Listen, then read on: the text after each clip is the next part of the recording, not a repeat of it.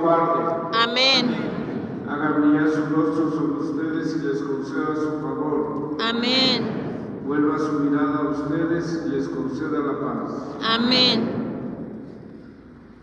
Y la bendición de Dios Todopoderoso, Padre, Hijo y Espíritu Santo, descienda sobre ustedes y les acompañe siempre. Amén. La alegría del Señor sea nuestra fuerza. Pueden ir en paz. Demos gracias a Dios.